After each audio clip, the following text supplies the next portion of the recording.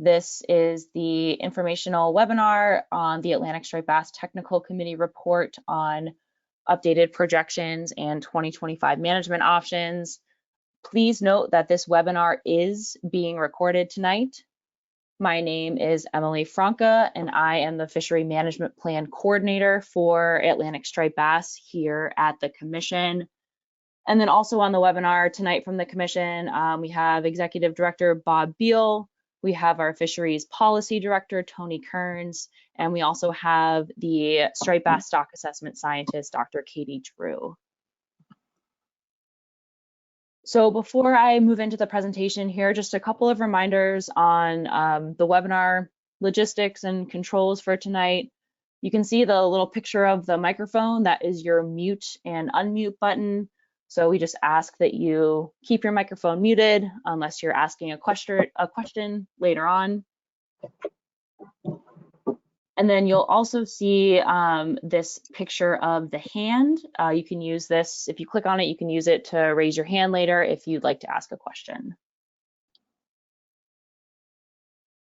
So tonight I'll start with just a brief background and timeline and sort of how we got to where we are as far as this process. And then I will go through a summary of the technical committee report on the updated projections and 2025 management options. And then we will open it up for questions tonight. And again, just a reminder that this is an informational webinar only. We will not be taking public comments tonight. We encourage you to submit your public comments via email to comments@asmfc.org, and you can submit those through Tuesday, December 10th. And hopefully the information tonight will help folks as they are preparing their comments. So just starting with a little bit of background, the 2024 stock assessment update for Atlantic Striped Bass was completed just recently in October, and it indicates that the striped bass stock remains overfished, but is currently not experiencing overfishing.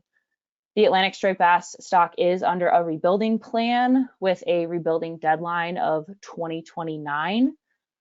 And in the stock assessment, the most likely projection scenario looking ahead to 2029 indicates that fishing mortality will increase in 2025, and that results in a probability of rebuilding the striped bass stock by 2029 of less than 50%. So since that 2024 assessment indicates that there is a less than 50% chance of rebuilding the stock by 2029, the Atlantic Striped Bass Management Board can change management measures through board action. So that would be through a board vote without doing an addendum process, which is the Commission's typical process for considering management options. So in this case, the Striped Bass Board does have the ability to change management measures through board action. So the board will be meeting on December 16th to consider changing 2025 measures with the intent to increase that probability of rebuilding the stock to at least 50%. So the board tasked the Striped Bass Technical Committee with updating the projections with some additional data to inform their discussion, and also developing management options for 2025 for the board to consider. So here's the timeline. On October 23rd, the board reviewed the 2024 stock assessment report and tasked the technical committee. On November 13th, the technical committee and the stock assessment subcommittee met to address these tasks. We are here today on December 5th for this informational webinar on the technical committee report. Coming up on this coming Monday, the Striped Bass Advisory Panel will be meeting to discuss this report. And then this coming Tuesday, December 10th, is the public comment deadline, as I mentioned earlier. And then the board is meeting on Monday, December 16th. So for that December 16th board meeting, here is just a reminder on how voting works at the Commission. So each state is represented on the Commission by 3 commissioners, but each state gets one vote in the decision-making process. So the Commission's Atlantic Striped Bass Management Board has 16 votes, and that board includes the states from Maine through North Carolina. It also includes the District of Columbia, the Potomac River Fisheries Commission, as well as the National Marine Fisheries Service and the U.S. Fish and Wildlife Service. So next, I will jump into the technical committee report, and I will start with the updated projections and potential reductions for 2025. So the board tasked the TC, the board labeled this task as 1A, and tasked the TC with updating the projection from the assessment with additional data to determine what the 2025 reduction would be to achieve that 50% probability of rebuilding the stock by 2029. So this was the primary task for projections. The board did also task the technical committee with some extra projections just for comparison only. Those are included in the report, but I'm not going to go over those extra comparison only projections tonight. I'm just going to focus on the main projections. So the projection scenario of interest that was discussed at the October board meeting and in this report indicates that in 2024, we'll have relatively low fishery removals, lower than 2022 and 2023. But then in 2025, we will see an increase in fishing mortality. And then from 2026 to 2029, we'll see a decrease and stabilization of fishing mortality. So there's three things to think about for these projection scenarios. So first is, what's the starting point of the projections? Where are we at in 2024? So what data are we using to estimate those 2024 removals? The next question is, how high will fishing mortality increase in 2025? And then finally, how low will that fishing mortality decrease in 2026 through 2029? So for our starting point of the projections 2024, we need to estimate this year's 2024 fishery removals under the current Addendum 2 measures. So the current Addendum 2 measures are on the commercial side, it was a 7% reduction in commercial quota. And on the recreational side, it was the 28 to 31 inch slot, one fish bag limit in the ocean, and a 19 to 24 inch slot, one fish bag limit in the Chesapeake Bay. So in order to estimate what fishery removals would be for this year, the stock assessment used preliminary MRIP data for waves 2 to 3, so that's March and April and May and June, to estimate 2024 removals, because that is the most recent data we had available at the time of the assessment report. So with those data from waves 2 and 3 and accounting for a 7% reduction on the commercial side, 2024 removals were estimated at about 3.89 million fish with an estimated fishing mortality rate of about 0.13. So the board tasked the TC with adding some additional data. So we now have preliminary data for wave 4, so that is for July and August. So once that data were added in, the 2024 estimate of removals was estimated to be a little bit lower. So 3.67 million fish with an estimated fishing mortality rate of about 0.12. So the next question after 2024 is, what about this increase in 2025? So assuming no management intervention, fishing mortality is estimated to increase next year due to the above average 2018 year class entering that ocean slot limit. So all of the projections assume that fishing mortality will increase by 17% in 2025. So that 17% is the same magnitude of increase that we saw a couple years ago when the strong 2015 year class was in that narrow 28 to 31 inch slot limit.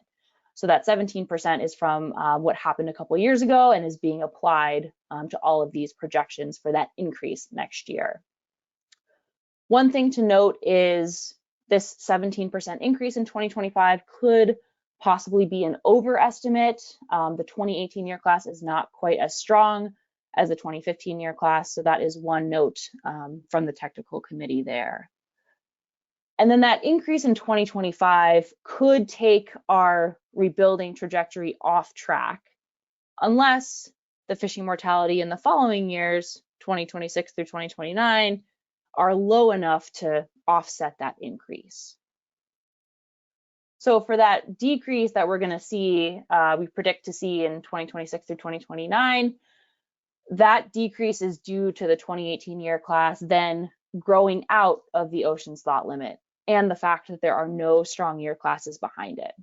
So the question is, after we see that increase in 2025, how low will fishing mortality decrease for 2026 to 2029? Will it decrease low enough to offset that 2025 increase? So that's what the different projection scenarios presented in the technical committee memo are trying to address, are these different assumptions. So the next few slides will show the 3 different fishing mortality scenarios that the technical committee included in the report. You'll see all the scenarios will be clustered around the gray line, the F rebuild line, and F rebuild is the constant F rate we would need to have that 50% chance of rebuilding by 2029. So the first scenario in the black line, this is the original scenario from the 2024 assessment report. So you can see the starting point of 2024 is equal to that F rebuild. You see that increase in 2025 and then decrease back to F rebuild from 2026 to 2029, which was the same level it was at in 2024. So in this original scenario, that 2025 increase took the rebuilding trajectory off track. So there's a less than 50% chance of rebuilding, and a 14% reduction would be needed to get to a 50% chance of rebuilding. So now on the screen, the second scenario, the TC labeled 1A1, that is the dashed line. So this scenario includes that additional MRIP data from July and August. So you can see for this dashed line, the starting point in 2024 is lower than that first scenario. You still see that increase in 2025, but then in 2026 through 2029, that dashed line drops down lower than F rebuild, so back down to those lower 2024 levels. So that drop to the lower levels in 2026 through 2029 offsets that increase we saw in 2025. So in this scenario, the probability of rebuilding is actually greater than 50%, so no reduction would be needed in this scenario. And then finally, now you can see the last scenario, the dotted line sort of in the middle there. So this scenario also uses that new additional wave 4 data, so that 2024 starting point is lower. Again, you see the increase in 2025, but then in 2026 through 2029, the fishing mortality just drops to that gray line, the F rebuild. It doesn't drop all the way back down to where the dashed line was in the previous scenario. So in this third scenario, that 2025 increase is still knocking us off track. So we have a less than 50% chance of rebuilding, and we would need an 8% reduction. So this is all of that information in table form here. You can see the 3 scenarios. That first scenario uses waves 2 through 3 for our starting point of 2024. The last 2 use waves 2 through 4. And then for 2026 through 2029, that middle scenario is the scenario that drops to the lower rate. So you can see the range of the probability of rebuilding from sort of best case 57% to worst case 43%, and then the associated range of potential reductions for 2025 from 0 to 14%. So although there are, slightly different probabilities of rebuilding and reductions, one thing the technical committee noted is you can see for all of these scenarios, this is the spawning stock biomass for all 3 scenarios. the rebuilding trajectory is very similar. We're expecting for all of these scenarios, the spawning stock biomass to increase up toward that target, which is the solid black line. It's just a question of, in 2029, are you just above the target or are you just below the target? Are you just above 50% chance of rebuilding? Are you just below 50% chance of rebuilding? So to wrap up the TC's conclusions here, so the probability of rebuilding by 2029, we have a range from a high of 57% chance to a low of 43% chance across those three scenarios, which are associated with reductions from no reduction to up to a 14% reduction. The technical committee notes that all three of these scenarios are a credible range of what might happen, and the board should consider its risk tolerance when considering possible management response for 2025. And this level of risk that the board is willing to accept, this is a management decision. So this level of risk in terms of potential response in 2025 and these projection scenarios, that is a management decision. So a couple of things on these projections regarding uncertainty.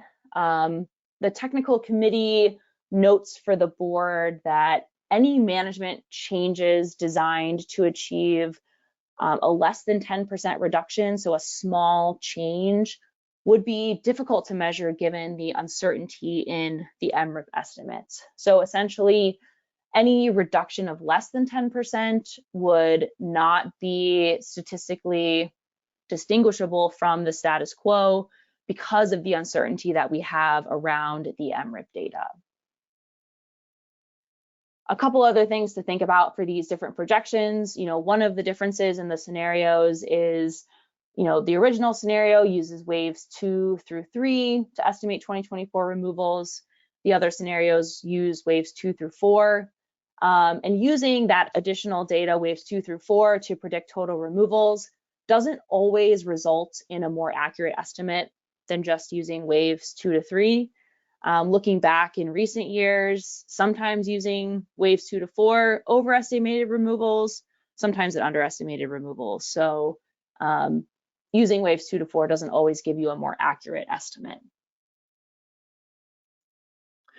A couple other things, angler behavior and fish availability are still sources of uncertainty.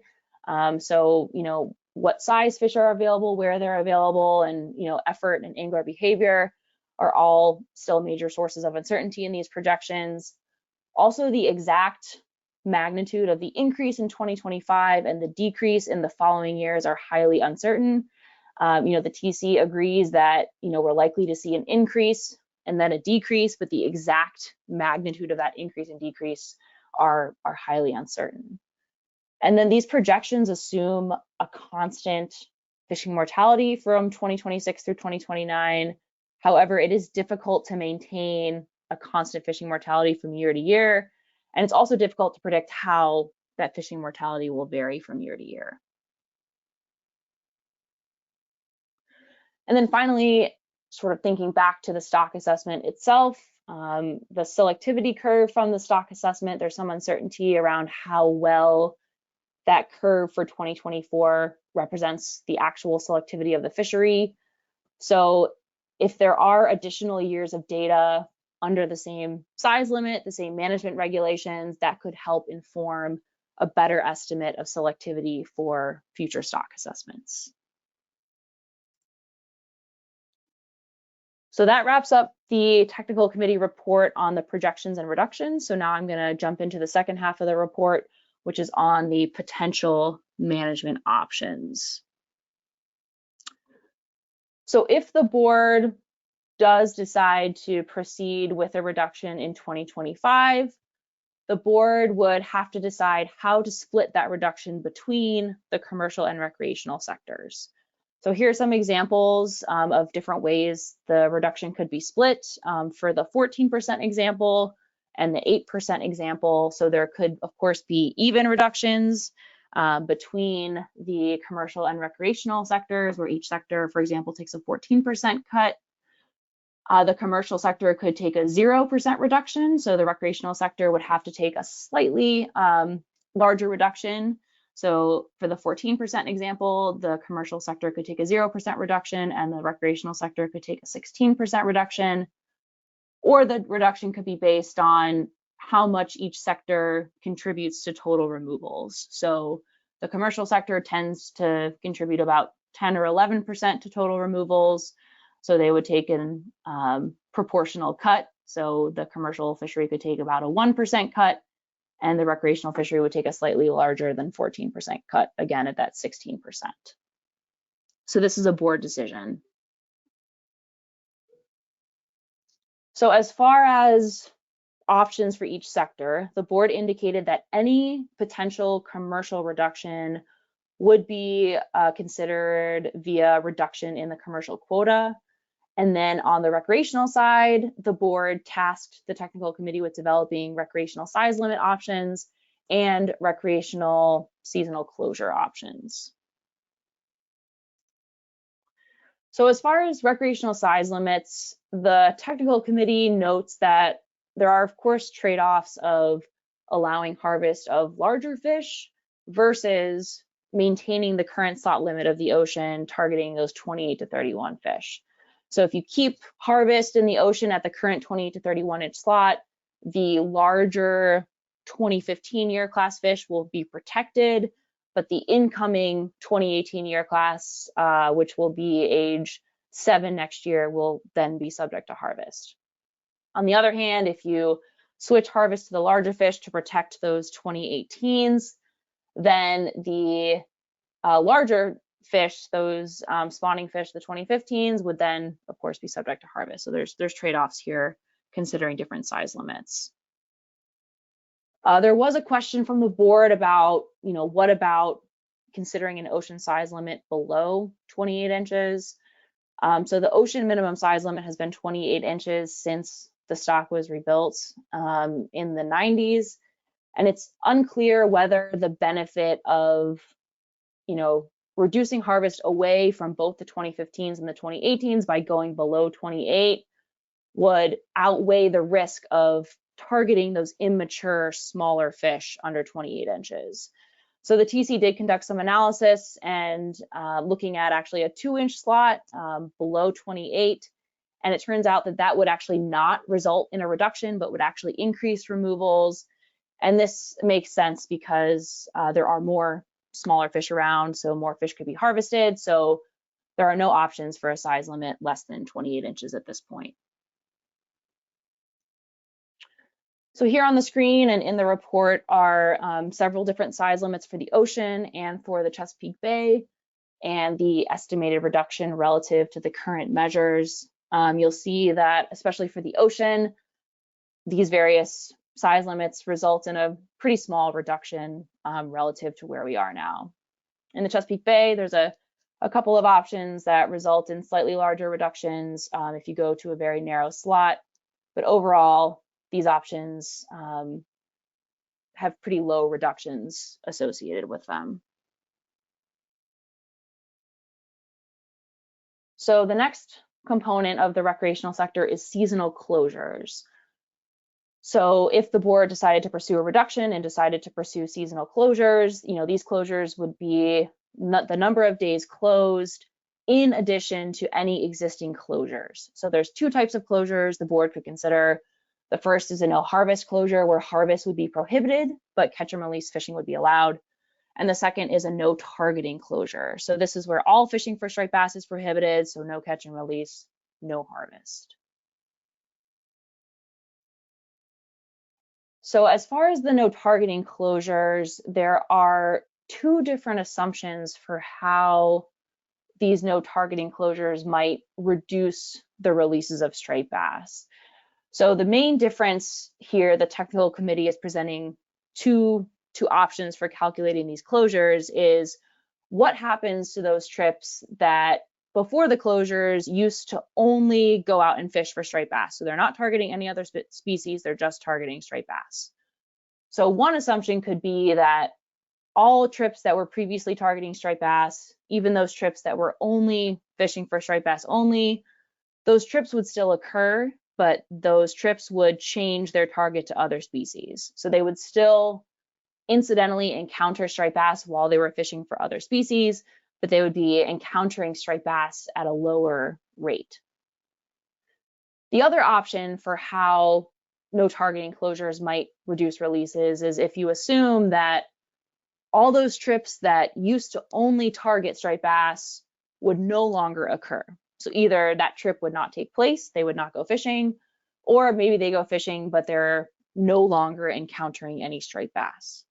So those are two different assumptions for how these no targeting closures might change effort. So we have those different types of closures, and then we also have different ways the closures would be implemented along the coast, so different regions. So in the ocean, the closure could be implemented for all states in the ocean. It could be implemented across two different regions. So Maine through Massachusetts could have one closure, and then Rhode Island through North Carolina could have a closure at a different time. Or it could be implemented across three regions. So Maine and New Hampshire could have a closure at a certain time. Massachusetts through New Jersey could have their closure at a certain time, and then Delaware through North Carolina could have their closure at a certain time. In the Chesapeake Bay, Maryland and Virginia could close during the same wave, so during the same 2-month time period, or Maryland and Virginia could close at different times. There's options for both. And then as far as the Potomac River Fisheries Commission and District of Columbia, those jurisdictions can choose to match either the Maryland or Virginia timing. So the technical committee report does include options for several different reductions, several different waves and regional and state combinations. There's a lot of options in there. And just a note that there was a revised report posted today, which includes updates to some of the Chesapeake Bay options. In the original version, some of the options had closures that were longer than Maryland or Virginia's current season. So those have been revised, and that was posted today. So in the next few slides, I'm just going to show some examples of the closure options. I'm going to use the 14% reduction here as an option. Again, it's up to the board what level of reduction to take. I'm just going to use 14% here as an example. So if the recreational sector takes a 14% reduction, that assumes that the commercial sector would also take a 14% reduction. The report does include options for a different breakdown of the reduction. So the recreational sector could take a 16% cut, which would assume no commercial reduction. So the report includes a lot of different combinations. The report also includes region and state reductions. So, if we're trying to achieve a 14% reduction overall, how is that impacting different regions? Is it impacting regions similarly or differently? Is one region sort of carrying the reduction while the other region is minimally impacted? So the report does include those specific breakdowns. So the slides I'm about to show are not an exhaustive list of all options. Again, I'm just showing some combinations that would require the shortest closures for 14% as an example. Again, the report also includes options to achieve a 16% reduction if the commercial sector takes no reduction. In that case, for the recreational sector, those 14% reduction closures would have to be lengthened by about 3 to 7 days to get up to that 16%. And again, the report includes an appendix with a much more comprehensive list of options. So these are just some examples. So here on the screen, you can see for the ocean, options to achieve a 14% reduction. If all states took the same closure during wave 6, and you assume the no targeting closure where all striped bass trips are eliminated, the states would have to close for 29 days. If you assume that all striped bass trips would still occur but would switch targets, then that would be a 36-day closure. And for this particular combination, all states in wave 6 cannot achieve that 14% reduction, even if closing the entire wave for the no harvest assumption. So you can see going from left to right, the closures go from shortest to longest, depending on the type of closure that you're looking at, no targeting or no harvest. So you can see there's options for the 2-region split, Maine through Mass and Rhode Island through North Carolina. And then we also have options for the 3-region split.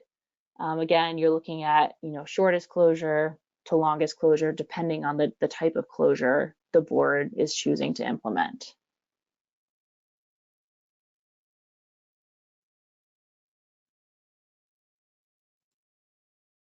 So moving on to the Chesapeake Bay, same thing to achieve a 14% reduction. For example, if you look at Maryland and Virginia in wave 5, if we look at the no targeting assumption, assuming that all striped bass only trips are eliminated, Maryland would close for 32 days. Virginia would max out at 28 days because Virginia is only open during wave 5 for 28 days. So that's why there's a difference there. If we assume that all striped bass trips still occur but switch targets, the Maryland closure would have to be a little bit longer. And then if we only did a no harvest closure, so you could still catch and release, the Maryland closure would have to be a bit longer at 47 days. So again, just some examples here.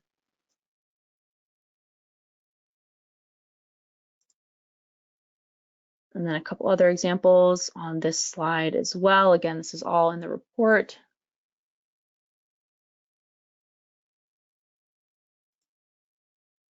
And then finally, to wrap things up, the board did request an example of what if you combined a size limit change with a seasonal closure. So we did provide one example of that in the report. The technical committee did note that the benefit of changing to a size limit, those size limit options that had such a small estimated reduction might be pretty limited.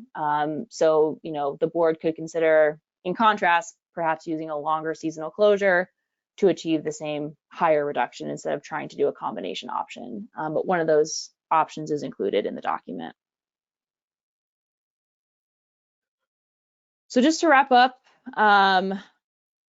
based on all that information, the board has several questions to address at their December 16th meeting.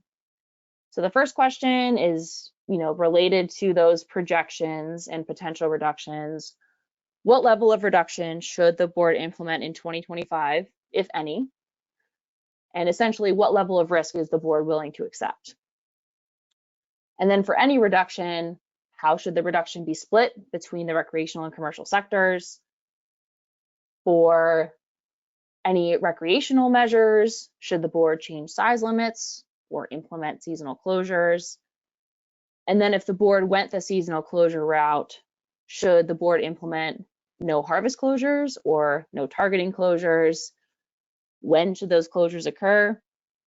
And if the board implements those no targeting closure, which assumption about the striped bass trips should the board use?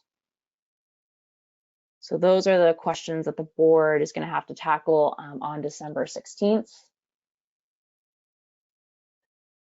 So I'm happy to take questions at this point if folks could raise their hand. And just as a reminder, again, this is an informational webinar only tonight. We're trying to give everyone an opportunity to get their questions answered.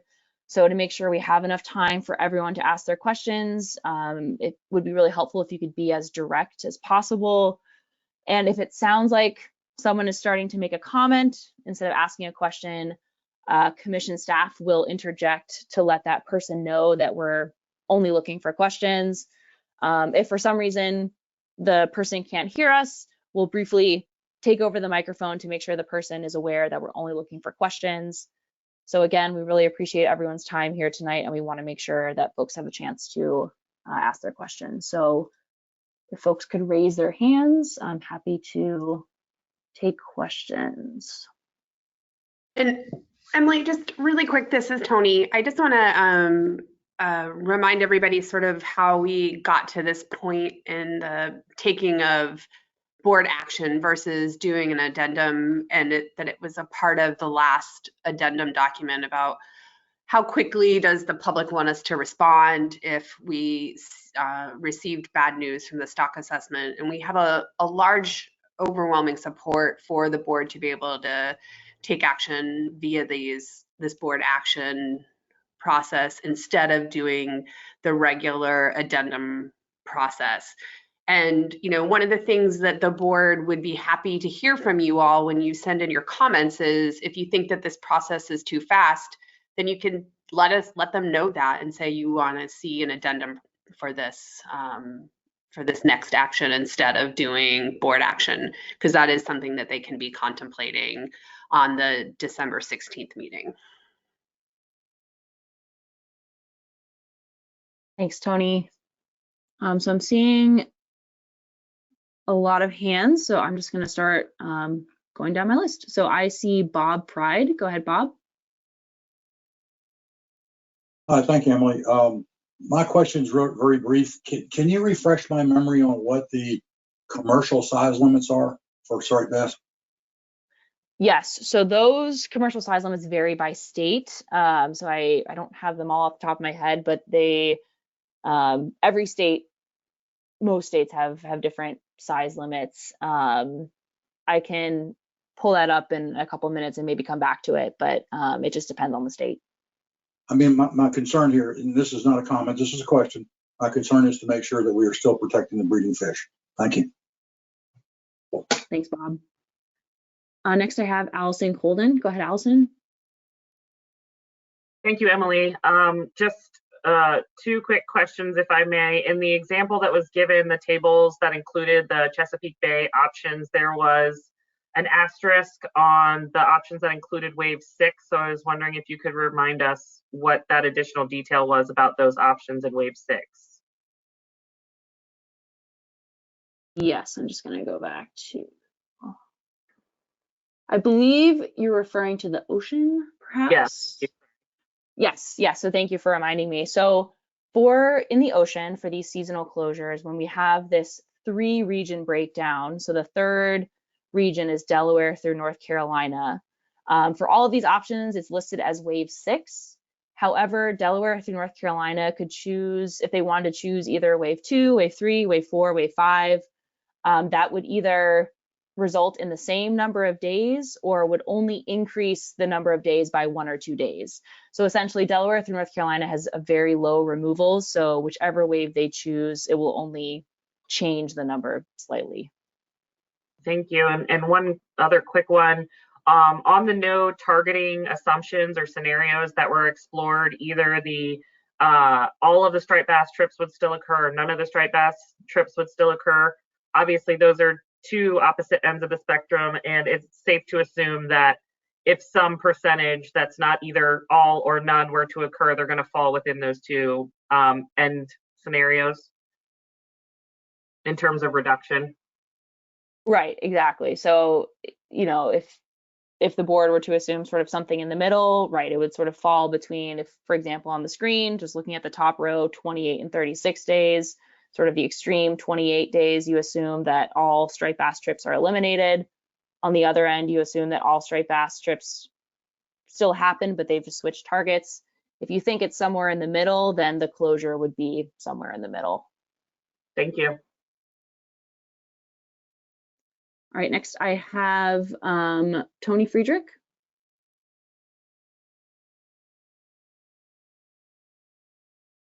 Hey, Emily, do you have me? Yes, thank you. Hey, thank you so much for the great presentation, Emily. I have a question and a potential follow-up. So in reviewing the document on page 82, it states, I'm just going to quote it, in the case of Maryland, previous Chesapeake Bay season closure analysis, and I think that seasonal closure was just to be more specific, it was a seasonal target closure analysis. Seemed like a reasonable assumption given the eliminate striped bass trips only, seemed like a reasonable assumption given the dynamics of the Chesapeake Bay fishing, which are heavily focused on targeting striped bass. This assumption, this is the important part, this assumption was validated by realized reductions in Maryland that it's exceeded expected reductions. So my question is this, we reviewed the MRIP data for total harvest versus directed trips in Maryland. And there was actually an increase in directed trips in 2018 and 2020. The 2018 was the first year that the no targeting closures were implemented. 2020 was the year that they were expanded. It was kind of shocking to see an increase in effort with understanding that no targeting is supposed to control effort. As an example, in 2016, there were 2.2 million trips with a total harvest A plus B1 plus B2 of over 15 million fish. And that's about 7 fish per trip. In 2022, that average was down to 7 million fish with 2.115 million directed trips. Through wave 4 in 2024, we're down to a little over 500,000 trips and 800,000 total catch. So my question is this: how can we base a new type of closure on a false assumption of the effectiveness of this closure? If no targeting is the reason for Maryland exceeding their goals, why is that not reflected in the effort? These are sweeping changes, a totally new management paradigm that'll essentially, the further north you go, have a greater impact and just annihilate their economy. So did the TC just accept Maryland's, the effectiveness of this, how Maryland DNR presented no targeting, or did they kind of dig in to the actual MRIP numbers and look at the reality that we don't have a lot of fish and no one's fishing anymore? Thanks, Tony. So the TC reviewed the Maryland DNR no targeting data back in September. And Maryland DNR presented, they did a wave by wave analysis for when their no targeting closures were implemented, starting in 2020, those expanded no targeting closures in Maryland. And the TC did ask for some additional information, which DNR provided, particularly around wave 2, March and April. But the TC felt that the analysis was sufficient to document the decrease in effort and removals that Maryland saw during the waves in which their no targeting closures were occurring. Just a follow up, there was an increase in effort. In 2000, from 2017, there were 2.116 million trips. In 2018, there were 2.150. In 19, there was 1.53, and in 20, there was 2.115. So those years, the first year and then the expansion year, there was actually an increase in trips, and there was a drop in total catch, again, because we have no fish. So, my question is, we spent a lot of time reviewing these numbers again, and they do not represent the assertion that a no targeting closure is the reason why Maryland exceeded their goals, because it's not. So again, original question, how can we base this type of closure on false assumptions? Thanks, Tony. So again, the DNR analysis that was presented to the TC, it wasn't looking at the year in total, it was wave specific based on when the closure was occurring. So that might be where the different effort analysis is if you're just looking at certain waves. But the TC, presented both of these different assumptions for no targeting closures. On the one end, the striped bass only trips eliminated as Maryland used in their previous analysis, and also the assumption on the other end that all striped bass trips would still occur with a new target. And that's a question for the board in terms of what assumption they think is most reasonable. Thank you, Emily. I appreciate it. Next, I have Julie Evans. Go ahead, Julie. Thank you, Emily. I am a little bit concerned with how much the EMRIC data plays in the assessment. Is there a percentage of, do we know what the TC will weigh more? what do you mean way more? Can you just expand a little bit? I mean, like, is there a percentage, like a formula that would say, you know, this Emmerich data plays 50% in how we'll make our decisions? So I think, because the striped bass fishery is primarily recreational, 90% of removals are from the recreational sector. Emmerich data plays a significant role in the assessment. I think that's just due to the nature of the fishery. I'll turn to Dr. Katie Drew if she has any additional insight that might be helpful. Sure, yes. So we use the MRIP PSE values to help weight these data within the model so that we sort of do take into account the fact that there is uncertainty around these MRIP data. And so there's the weight that's put on the MRIP data or the recreational data within the model reflects our uncertainty about that, and we balance that with sort of the weight that we put on other data sources like fishery independent data, like the catch at age data and things like that. So we do take that into account. It's because of the way these models are set up, I can't tell you, oh, it's 50% MRIP and 50% other stuff. It's sort of a balance between the uncertainty in the MRIP data and the uncertainty in these other data sources that are going into the model. But that is taken into account when the model tries to figure out what is going on with the stock. Sounds very complicated. Thank you. Thanks, Julie.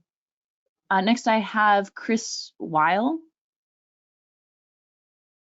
Hi, thanks, Emily. I appreciate the presentation. Just a quick question, follow-up. In the difference between doing the no trips through the no harvest, what's the mortality rate assumption there? Yeah, thanks for that question. So if you're referring to the release mortality rate, it's 9% for all of these different assumptions. So just very quickly, so if you're doing for the no harvest closure, so catch and release is still allowed. We assume that during the no harvest closure, of course, there's no more harvest, and any fish that was previously harvested is now counted as a release. So we're actually counting, we have a reduction in harvest and a slight increase in releases using that 9% rate, because all those fish that were previously harvested, we assume are now released. For the no targeting closures, we're seeing both a reduction in harvest and also in a reduction in the number of fish released. But we still assume there's a 9% mortality rate for any fish that is released. Okay, thank you. Thanks, Chris. Next, I have Gregory Koch. Go ahead, Gregory. Yes, can you hear me? Yes. Oh, great. Thank you for taking this question. I apologize. I may be rather simplistic, but in my mind, with regard to no harvest, that's rather binary, right? From a enforcement standpoint. But no targeting from someone who lives a mile from the beach with many species available, what does that mean from a regulatory perspective? How enforcement? I'm unclear on that. Thank you for your time. And I apologize if this is out of scope. Oh, no problem. Thanks, Greg. So that's a great question. The Law Enforcement Committee at the Commission has provided information on enforcement to the Management Board, and the Law Enforcement Committee has indeed noted that enforcement of no targeting closures is very difficult. So I think that's something the board will consider. They might consider that when they're making a decision of whether or not to move forward with no targeting closures. Next, I have Tom Foti.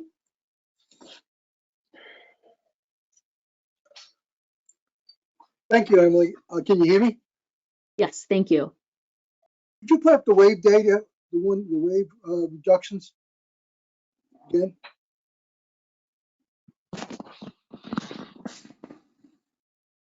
Yeah, when I look at the districts you put in wave 6, it's Rhode Island to North Carolina.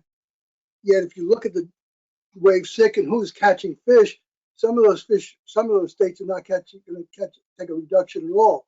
So are we going to break it down to show, like if you close wave 6, you know, the reduction might be on New Jersey for 25% of it, and New York for another 25%, and then Massachusetts and Rhode Island get maybe a 2% reduction because their fishery is not in wave 6. So we can have a better estimation of what those states are catching in those waves, so we can predict the effect on each state, which would be dramatically different, just opening us all in one area, especially when the waves are different in every state when they catch fish. Thanks, Tom. So we don't have a breakdown by state, just by the region as a whole. I think perhaps that's something the board would consider when they're thinking about, which of these different regional breakdowns they might go with. There's probably a lot of potential considerations in terms of which regional breakdown to choose, but you're right that, these closures the impact of these closures will depend on when the fishery is occurring in each state, and that's different for each state. Thank you. And next I have George Baldwin. Go ahead, George. Hi, thank you, Emily. I'm just wondering what effect the possibilities of further recruitment failures in the Chesapeake would have on these figures and the estimates of the chances of rebuilding the stocks. Is that a concern with those plans? Was that taken into effect, or is that not really a factor in the plans here? Thanks, George. So the board has noted that they are concerned about the continued low recruitment.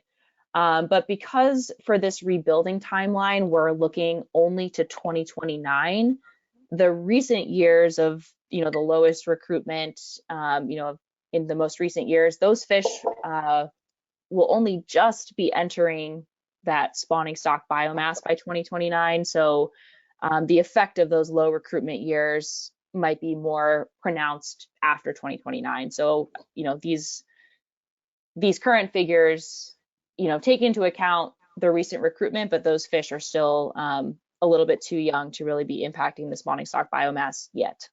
Okay, so a buffer really wouldn't be desirable in that situation, of buffering the number of bass that are older and available to reproduce. Because if we have a greater spawning biomass to start with, wouldn't that produce more recruitment than starting with a lower spawning biomass? If a certain percentage are dying off, like that percentage of a higher number of eggs, let's say, would leave more recruitment than the same percentage that dies off of a smaller number of eggs, right? That's just my thought. I'm not sure how, applicable that is, but. Yeah, I'm gonna see if Dr. Drew has anything at this point, maybe on the spawn recruit relationship. Sure. So I would say for striped bass, the relationship between sort of that spawning stock biomass and how much recruitment is produced is relatively weak, which means that you can have a low SSB, a low spawning stock biomass, and still produce strong year classes if the environmental conditions are right. But the flip side of that is that if the environmental conditions are not right, even if you have a lot of SSB out there, you may still get a series of weak year classes, which is sort of what we've been seeing now. So the level of SSB that we're at right now has in the past been able to produce really strong year classes, but the environmental conditions that we're seeing right now seem to be influencing recruitment more than the available spawning stock biomass. So absolutely, there's a relationship in the sense that, if you don't have any striped bass spawners out there, you're not going to get any recruitment. And if you do have spawners out there, you're going to get some level of recruitment. But, I don't think we can exactly say, if we rebuild to a higher level or if we try to have a more abundant striped bass, will that lead to more recruitment, better recruitment? It may not if the environmental conditions are not favorable for recruitment, which is where we seem to be right now. So, you know, I think I certainly wouldn't want to say, yeah, you know, let's drive the stock down further. That'll help. Obviously, that will not help. But, you know, the flip side of this is as we, you know, continue to rebuild spawning stock biomass, that is not a guarantee that we will be able to get back to some of those recruitment events that we saw in the late 90s and early 2000s. Okay, thank you. I appreciate your time. Thanks, George. Next, I have Fred DeFinis. Go ahead, Fred. Yes, most of the no targeting closures are 1 month or less, and a wave is roughly 60 days. So my question is, when within the wave would the closure, if we were to do a no targeting closure, when within the wave would that closure be implemented? Great question. So that would be up to the board. So the board could decide, you know, that every state, let's say Maine through Massachusetts closes in wave 3, just because it's on the screen here. The board might say, okay, Maine, New Hampshire, Massachusetts, they have to choose, you know, they all have to have the same closure, and it can be any time within wave 3. So it's up to the board to, you know, let the states know how to proceed here. Thank you. The reason I asked the question is that we border, Rhode Island borders Massachusetts also. So perhaps we could consider one of your other options where Massachusetts would be considered in with Rhode Island and South. Yes, that exactly that second one. They're Mass through New Jersey to avoid conflicts where you know, people are crossing the border, catching fish, and then landing them back in their own home waters where it's legal. Thanks, Fred. Thank you. Next, I have Dominic Pucci. Go ahead, Dominic. Thanks, Emily. Especially thank you for clearing up this. Trying to read through this was a little difficult. I have 2 questions, and the first is kind of a reiteration. So nobody from enforcement saw these, you know, was involved with the TC at all right? So not directly with the technical committee, but the law enforcement committee has provided input on no targeting closures to the board multiple times and has indicated that it's very difficult to enforce. Yeah, right. They're not in favor of it at all. So it's kind of interesting that the bulk of this presentation is based on no targeting. The second is you said that it didn't make any sense for lowering the slot. What population distribution did they use for that analysis? What data did they use? I'm going to again. How did they build the target population of fish? I'm going to defer to Dr. Drew to see if she can help me out. Sure. So what we did for this analysis was basically we have information on the length frequency of fish that are released alive from a bunch of different sources. So some of this comes from volunteer angler logbook programs, some of it comes from volunteer tagging programs, some of it comes from the MRIP headboat data. So we have information on kind of the length frequency of fish that are released alive. And we also obviously have information on the length frequency of fish that are harvested from MRIP. And so we basically looked at that length frequency of fish that were released alive, which tends to be, for the ocean states, definitely tends to be running up to, or there's a lot of fish in that 28 and less bins. And so we were able to use that length distribution to basically say, if you had released a fish before, we don't, and that's the problem, right, is for each trip, we know the lengths of the fish that were harvested, but we don't know the lengths of the fish that were released on that trip. We can sort of get an overall length distribution for the total releases, but we don't know on a trip-by-trip basis, did you catch undersized fish only, or did you catch any legal size fish and release them? So we were able, what we did was basically just say, given the length frequency of the released fish that we know about from these other sources, what's your probability that on a trip you could have caught a fish that was undersized, but that could be moved into a legal size if we lower that slot. And so that's where that data came from, and that's where that analysis came from, is basically looking at the length frequency of released fishes from a time. We picked a year where we thought it would represent the 2018s being available, to how big are the distribution that would represent the 2018s, and that's what we used for that length frequency to describe those releases. Okay, then did you have no fish basically after 2018? I mean, there's a big hole based on the young of the year following up to 2018. So did you use your standard distribution, or did you make that distribution less? So, which would yeah, you assume, right? Right. So we used, so basically the 2018s are going to be in 2025, which is when we're going to do these regulations. They're going to be age 7 in 2025. And so we used the data from we used the data from, I think it was 2018, to represent when the 2011s would have been age 7, in order to represent kind of, so the 2018s are above average. It's true that they're not as abundant as some of these other year classes, but they're a little stronger than what we've seen for other years. And so basically in next year, they're going to be sort of they're about just entering that 28 to 31 inch slot. So about half of them are going to be 28 and bigger, and about half of them are going to be less than 28.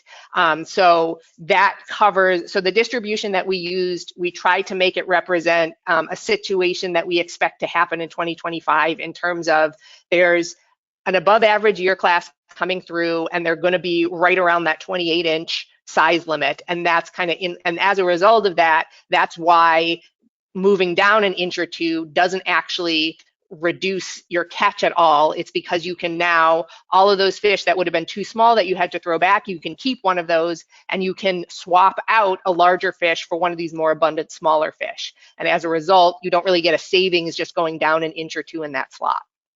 Okay, so you didn't look at a more reduced slot, say 24 to 22 or something like that, because that probably would have saved a lot of fish, because there's not many fish there to catch. That is so we didn't look very, partly because we didn't have time, but we didn't look at a much smaller distribution, in part because I think the other concern about this is that you're basically then switching all of that pressure to those smaller fish. So I think if the TC were going to kind of pursue this further, we would want to make sure that the slot limit and the reductions that we're getting are not going to like be offset by the fact that now you're fishing on immature fish and you're directing all that harvest pressure on fish that haven't had a chance to reproduce yet. And it's true they're going to be less abundant, so that might, reduce the overall effort and reduce the overall catch. But we would want to do more work to make sure that we wouldn't be having unintended consequences for the SSB in the long term. Yeah, no, I understand, but at least you'd be protecting all the big spawners if something, if that was done for a couple of years, and all the spawners would be protected. And then okay, all right, I understand. The other thing though, the commission should really get a hold on the commercial. Dominic. Yeah, okay. I'm making it. It's just that we have a lot of hands, and so I want to make sure we can get everyone. No problem. Thank you. Thank you. All right, so I'm gonna go to the question box. I see a lot of questions. I'm just gonna do one or two of the first questions I see, and then I'll go back to people with their hands up.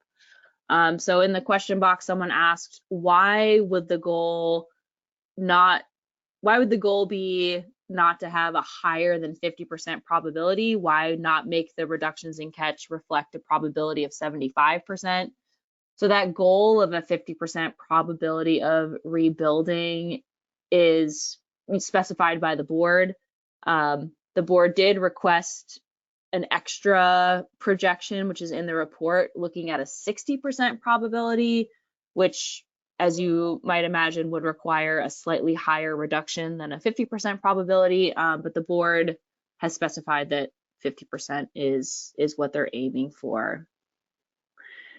All right, so I'll go back to folks with their hands up. I see Michael Boz. Go ahead, Michael.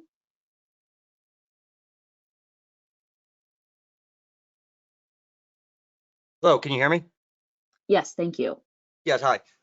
So my question is, has the board or the TC looked at the release mortality rate on the commercial end versus the recreational end? I know that here in New York State, I think we're maybe at 1%. The commercial mortality release rate is at like 1% or less. And there is and will be no more added effort on the commercial end. There's a finite set of licenses.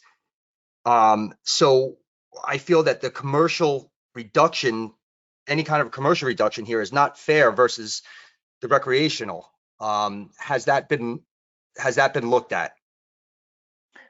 Yes, so the stock assessment and our estimate of the commercial dead discards and release and discard mortality rates for the commercial fishery is taken into account in our estimate of removals. So we have estimates of commercial harvest, and we also have estimates of commercial dead discards based on the different gears and based on tag return data that we have.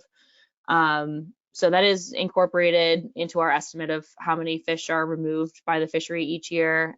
So for example, in 2023, I believe commercial harvest was about 10% of the total striped bass fishery, and then commercial dead discards were about 1% of the total striped bass fishery.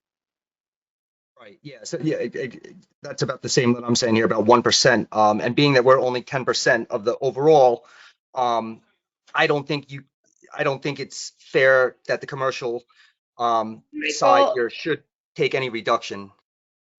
I don't know. I feel like it shouldn't be in the same conversation. Yes. We're getting into a comment here, and again, like I said before, Yep. I appreciate all of this, and you should definitely put this in comments to the board. Yep. So no, you answered my question. So yes, thank you for that. I'm sorry. All right. Bye-bye. Thank you. So next I have John Burns. Go ahead, John. Yeah, it's like a quick question about the timing of closures. Wondering if there's been ever consideration of closing the early part of the season and kind of opening later. Perhaps no fishing at all until the 15th of August or something along that line, but whatever the idea would be. Yeah, so, that's up to the board to think about when the closure should occur. The report includes options looking at all times of the year from March all the way through December. So I think that will be something for the board to consider, is when those closures should occur. Okay, my assumption was that the waves are, kind of reflect those time periods. Isn't that right? Yes, that's correct. And apologies for not reviewing that. But yeah, so wave 2 is March and April. Wave 3 is May and June. Wave 4 is July and August. Right. Yeah. If they say Rhode Island to North Carolina closed, or it says wave 4, I'm assuming then, September is when you'd be closing that. So no, so if the closure is during wave 4, that would mean the closure would need to happen sometime during July or August. Okay, I guess, all right. I only see what appear to be closures later in the season, as opposed to having no fishing at all until later in the season. I see what you're saying. So yeah, so in a lot of the options that I showed as an example, and in the main part of the report, basically for the mid-Atlantic states, you save the most fish per day if you do the closure closer to the end of the year. So in the appendix of the report, there's options for closing during the earlier part. Those closures for certain states like New York and New Jersey, you know, you're saving the most fish per day by doing it near the end of the year. So it just depends when the most fishing is occurring in different states. Okay. Thanks, John. Next I have David Monty. Go ahead. Committee for all the work that goes into this. It's much appreciated. I have a sort of a two-part question, and Emily, I was wondering if you could bring up that 3-region sample once again. In that 3-region sample, and again, this is just one of the many ways that we could pursue this, but the no targeting, I understand that law enforcement said that this would be extremely hard to enforce, but that doesn't necessarily mean that it won't work. Or in other words, when law enforcement says that this would be extremely hard to enforce, do we factor that into the no targeting recommendation? In other words, will we achieve the 14% savings, or because it's not enforceable, does it reduce that effectiveness? So that's one question I have. And then the other question I have is a follow-up on Fred DeFinis's question in regard to the number of days and where in the wave they come out. Does the technical committee, I wasn't clear to me, do they kick it back to the states and say, as long as you take this cut in wave 6, wherever you take it, we don't care? Or I just want clarification on that too. Thank you. Yeah, thanks. So to your first question on enforcement, these calculations don't take into account any sort of, for example, non-compliance rate. So when we're doing, for example, size limit analysis, we're able to calculate what we estimate is a non-compliance rate. So, you know, for example, people harvesting undersized fish or oversized fish, we don't have any sort of non-compliance rate for calculating no targeting closures. So the enforcement piece isn't in the calculations. That is something for the board to consider from a policy perspective as to, you know, whether or not to pursue no targeting closures. And then to your question about the timing within a wave for these closures to occur, the TC, the only recommendation from the TC is that if a closure is less than 2 weeks, it's not likely to be effective. And that doesn't really apply here because all of the options we have are over 2 weeks. So that's not really a concern. So this sort of more then goes back to the board to decide, are they going to leave it up to the states to pick when within a wave to have the closure? You know, and of course there are maybe certain parts of a wave where there's more fishing than other parts of a wave. So I think that just goes into some of the uncertainty we have with these calculations. We're assuming you're saving a constant number of fish per day, when in reality, of course, you're not saving a constant number of fish per day. And in reality, Emily, would it be the region, for instance, on this example, Massachusetts to New Jersey, those states would take the same 28-day reduction in the same period? In the past, when the board, at one point, the board had some seasonal closure options on the table for draft addendum 2. And at that point, that was included, that all states in a region would have the same closure. So if the board went that same direction, I assume they would do that. Thank you so much. Thanks, Dave. Next, I have Rick Bellavance.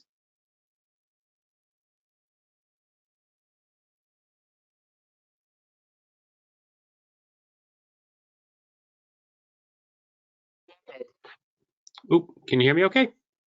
Yes, thank you. Yep, thanks for the presentation, nice job.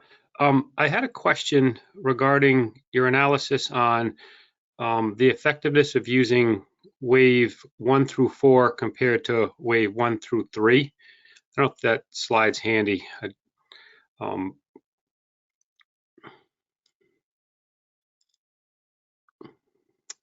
Yeah, I think that's it right there. Yep. So I think the last bullet there says, in recent years, sometimes using waves 2 through 4 overestimated removals and sometimes underestimated removals. So I think that speaks to the variability of MREP in general. I was wondering if that same analysis was done for waves 2 through 3. Like, is that also equally variable, or is it more stable? Do you know that? Yes, I believe it is equally variable. I'll turn to Katie. I can try to pull up the figure, but I don't know, Katie, if you remember. Yeah, basically in some years, waves 2 through 3 was closer to the final answer, and in some years, waves 2 through 4 was closer to the final answer. And it wasn't like one was, it just depends on, you know, the exact distribution of effort within that year, which is a little bit variable. They were all generally close to the final answer, but in some years, waves 2 to 3 was a better predictor, and in some years, waves 2 to 4 was a better predictor. And in some years, they were both equally good or equally bad. Okay, so it doesn't really seem to be too much of an advantage using one over the other. It's just a product of the variability in MREP in general. Is that what you're thinking? Yeah, I think the TC feels that, you know, the additional wave, adding this additional wave definitely gives us more confidence that that kind of low removal scenario is correct compared to the original higher removal scenario from the assessment. But like, you know, if we're checking, is it 3.89? Is it 3.67? Is it somewhere in between? Is it a little higher? Is it a little lower? That remains a source of uncertainty. And that's kind of why we're still presenting some of the other, you know, just to emphasize kind of that as a source of uncertainty here. Yeah, okay, I got you. Thank you very much. Appreciate it. Thanks, Rick. Next, I have Raymond Bogan. Go ahead. Hi, thanks. I have a question with regard to the, bear with me, I'm trying to put it up on my screen here. The, there it is. The ocean closure example for 14%. I went through those. When you did that, when you chose waves in that left column, and I see it's mainly wave number 6, was that determined based on region or by state when you started figuring those things out? And if it was a region, how did you assure that there wasn't a disproportionate impact on a given state? Yeah, thanks for that question. So we were looking at these calculations by region. So for example, Rhode Island and North Carolina grouped together. We don't have the analysis for how does it impact each state within the region, just the region as a whole. So again, I think that's sort of back to the board is, do they think a 2-region split is appropriate, or would something like a 3-region split be more appropriate if they're concerned about these different impacts for states within a region? But we looked at it as the regions as a whole. Okay, but this is a question, not an advocacy, but it's going to seem like advocacy. Why would it not be examined in the context of the impact on a given state? Because obviously it would result in a disproportionate impact on certain states versus others. Tom Foti alluded to this earlier. Again, this is not advocacy. This is a question. Why isn't that used in a formula if the formula is partially based on equity?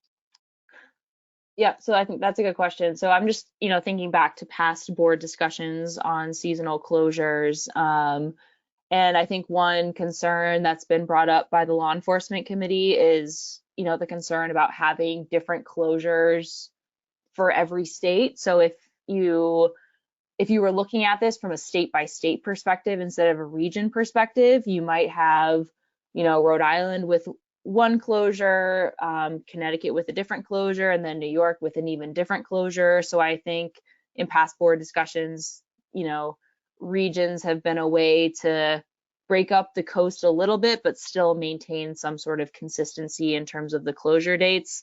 And then, as you mentioned, the board has also talked about equity. I mean, that's can be a competing consideration. So I think it's up to the board to decide how to weigh all of these things about seasonal closures: enforcement, consistency, equity.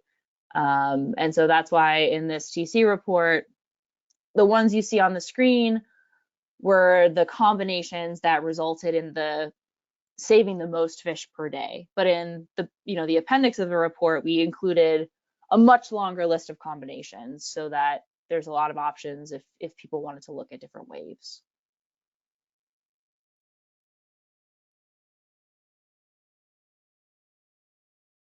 Thanks for that question.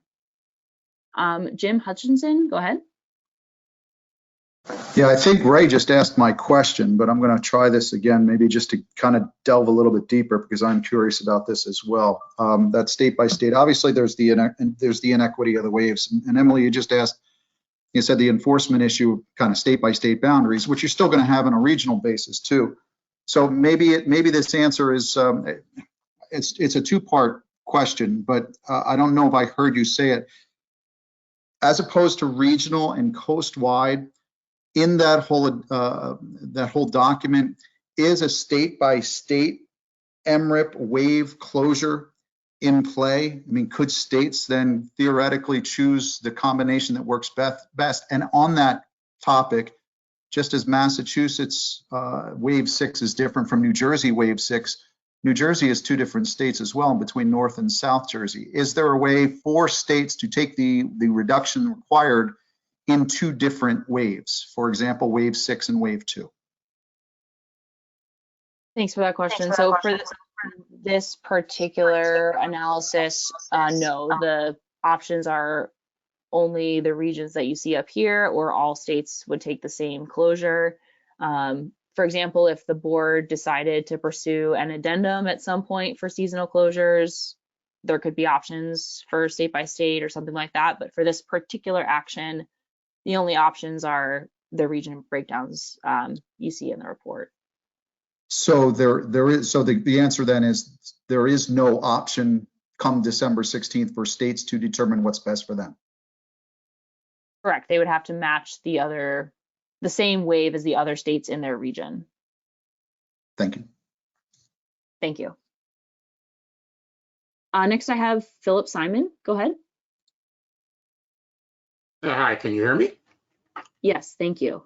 So I have a question on the figure that showed the rebuilding trajectories for female SSB under the different assumptions of which waves you used. Yeah, that one. So, and I just want to make sure I understand this figure. My understanding is that if I'm looking at figure 1 in the document, it's a little bit different, but my understanding is that at least one of those scenarios would not require any of this, right? That there would be no reductions required. Is that correct? Correct. So that is the sort of golden color with the triangle. You see that it ends up in 2029 just above the target. So that would require no reduction. Yeah. So do you have any statistics around these curves? I mean, considering all the uncertainties and assumptions that are made to generate them, I mean, are they really different? So that's a great question. So for this figure in particular, I think one of the reasons, I'll go to Dr. Drew in a moment, that, the uncertainty isn't pictured here is exactly that. These trajectories are very similar, that they're, essentially almost overlapping. So I'll go to Dr. Drew for more. Yes, that's correct what Emily said. I think, if we did put the confidence intervals here, they would mostly overlap. And that's why, if we go to the table about what's your probability of rebuilding, we're really only looking at, we're talking about you're going to be a little less than 50% or a little more than 50% in the end. So I think under all of these scenarios, we do end up very close to that target. And kind of the question for the board to consider is, again, that balance of are we willing to accept, a potential risk that will maybe be close to the target, but not exactly at it in 2029? Or do we want to be, or is the board not comfortable with that level and would like to choose a different path essentially here? But yes, these are all all of these scenarios, which again is not the full universe of scenarios that could possibly happen, but with small differences in the amount of catch that we see this year and into the future, we're on a trajectory to end up close to that 2029 target, but possibly a little above, possibly a little below. Yeah, I would agree, and it seems to me at best you're going to be, if you didn't do anything, you might push this crossing the line to the SSB to maybe June of the next year. It just seems like you need to really step back and ask that question. Is it all of this worth it to move that dot? Seems, especially you should really add the statistics to that chart. I think it would answer that question a lot, because those lines are all the same. Thanks, Phil. Next I have Ben Wally. Go ahead, Ben. Can you hear me? Yes. Hello? Okay, thank you. Appreciate the presentation and for taking questions. I realize this is a management decision and not a technical committee decision, but I'm curious how we can propose the same days of closures for Maine and New Jersey when the southern states have 3 times the duration of the season. So my main question for the TC or SAS is, do these closures take into account boosted effort before and after closures? Meaning, if you shut down half of my season, I'm gonna try to run as many trips as daylight allows in the days surrounding that to make up my income. How does that factor in? And in Maine, no target closures for me means no trips since we don't have alternate species. So appreciate it. Yeah, thanks, Ben. So this analysis does not take into account that potential to shift effort outside of the closure. So that I think is a source of uncertainty in these calculations. And then I think just to your, question about, differential impacts for states that have much shorter seasons than other states. I think in the report, for all these options, it shows for each region what's the impact to that region specifically. So I think that helps to sort of, answer if someone is wondering, would this closure disproportionately impact one region over another? I think in the report, it sort of shows you if one region is disproportionately impacted depending on the option. Yeah, except the no closure or the closure, the no target closures, assumes that charters are targeting alternate species, which Maine cannot do. So there's that. Anyways, I appreciate the answer. Thank you. Thanks, Ben. Next I have Blaine Chocolate. Go ahead.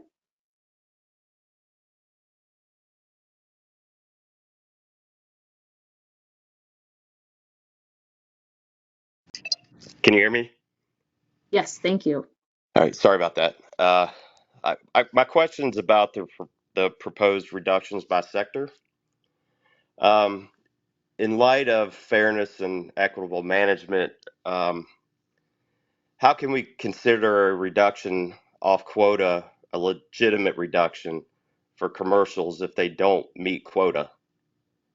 Is that reduction not just disappearing as it represents fish that aren't being caught and sold anyway?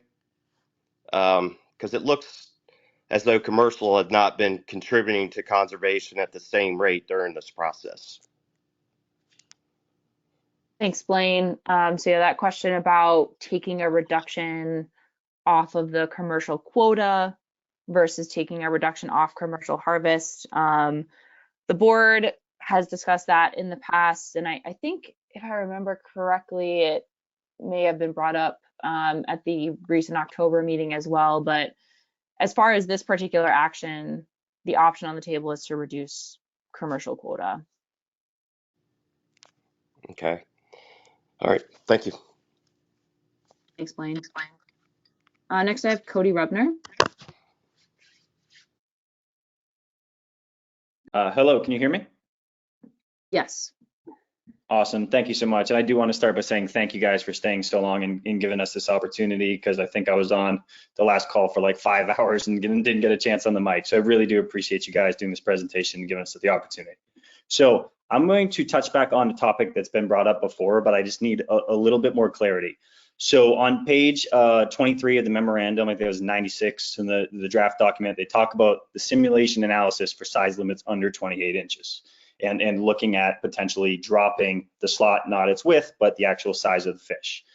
So in that appendix, it states that for all slot limit analyses, 2018 removals data were used as a proxy for 2025. And Katie touched on that a little bit, comparing how 2011 was for 2018, what 2018 could be for 2025. I think also on page 80, it states that targeting smaller fish or fish smaller than 28 inches could shift harvest away from the 15s and the 18s, which everyone knows are critical classes and our last good ones. And actually page 80 says this may be desirable by some stakeholders from a management perspective, but the harvest of immature fish would increase. And so to touch back on the data of looking at the juvenile YOY coming out of the bay, which everyone involved in striped bass management knows is the rock for measuring production. So you look at 2011 comparing it to 2018, and this is where I need some clarity and where my question lies. 2011 was twice the production that 2018 is. So I feel like there is a little bit of danger in comparing those two. But if you look at the average from 11 to 17, which is kind of being used as the proxy for what would be 18 to 2025, the average in juvenile production goes from 13.12 in that time span, which is still above the time series average. And then when you look at 18 to 2024, it's 4.35. So you have 75% less spawning production in these two time windows. So how can we compare them and say that that's an appropriate or fair proxy that would reflect the smaller fish? And I think that's what the other gentleman was getting after. Like, those fish don't exist if we look at the spawning numbers that everyone believes is a big part of this. So did the TC and SAS take into consideration the vast difference in spawning production in these two windows? And I know, Katie, you said time was limited, and totally understand, especially even from the advocacy side, time is very limited with this. But why were so many resources allocated to these no targeting closure analyses that have been very comprehensive, and none was spent on considering those smaller classes, which page 80 clearly states many advocates and stakeholders would want to see from a management perspective? So I just need some clarity to understand how we can reasonably assume that lowering the slot would not have a greater impact in reducing F in the next few years than status quo, and simultaneously protect those two really important year classes. Any clarity here would be greatly, greatly appreciated. Sure, yeah, I'll start and then I'll pass it to Dr. Drew, excuse me. So when the board tasked the TC with exploring this less than 28-inch option in October, during the meeting, the TC chair noted that this would be a big lift in this time frame because this analysis requires additional data, not just MRIP data. So, I think that's one thing to consider, is this was, new analysis, new data sources. But I think the other, thing to consider is that trade-off of harvesting immature fish and sort of the need to, even if there was a reduction calculated for one of these smaller size limits, the next step would be to calculate, I believe, a spawning potential analysis to determine, is that reduction actually offset by the fact that we're harvesting immature fish? So that just sort of maybe high level, but I'll pass it to Dr. Drew. Yeah, and I think the only thing I would add to that would be to keep it is that those younger fish are, they haven't been killed off as much by natural mortality yet. So it's true that they're definitely weaker than the 2018s are partially in this range, but but they're also, what's coming up behind is definitely weaker than the 2018s, and so but they just have not been killed down as much by natural mortality or other fishing mortality at this point, and so they are still relatively abundant in the population, in the sense that if the fishery is out there, then people will have the opportunity to basically replace a fish that is currently legal. So if we go from right now we're at 28 to 31, we go down to say 27 to 30, you can basically replace those fish that were legal before with a smaller fish and basically get no net harvest. Meanwhile, people have been catching a number of these small undersized fish and now can actually keep them instead of having to throw them back. And so it's true that the what's coming in now is not as abundant as that 2011 year class would have been, but it's more about how many of those trips that are out there that are occurring are going to encounter these small fish and be able to take a fish that maybe before they would not have been able to because of the size limit, or be able to replace a previously legal fish with one of these smaller fish. I think, there is definitely more work that we could do on this front if we had more time to both look at maybe going down further, or maybe, maybe we don't do this in 2025. Maybe we do this for future years where we have more weaker year classes available. I think the other thing to consider, though, is it's true that, protecting the 2018s and the 2015s is worthwhile because those are what is supporting this rebuilding trajectory. But thinking ahead to the future, those 2018s and those 2015s will not last forever. And so I think I think part of what the TC would want to do with this kind of analysis is compare that long-term trade-off of if we protect the 2018s and the 2015s for as long as we can, then what is the benefit there versus what happens in the long term after we just shift all of that effort to these weak year classes coming through? Is there any, in the long run, if we weaken the spawning stock biomass coming up behind the 2018s and the 2015s, what are we going to do, 10 years, 20 years from now, when that is the core of your SSB? So that's, that's, I think, what we would want to do. The other thing, and so the flip side of this is we're talking about shifting harvest from one size class to another versus the point of the no targeting closures. And I think why the board was interested in this is an effort to actually reduce effort and to take fewer trips rather than say, okay, we're going to trade in one 28-inch fish for a 26-inch or a 24-inch fish.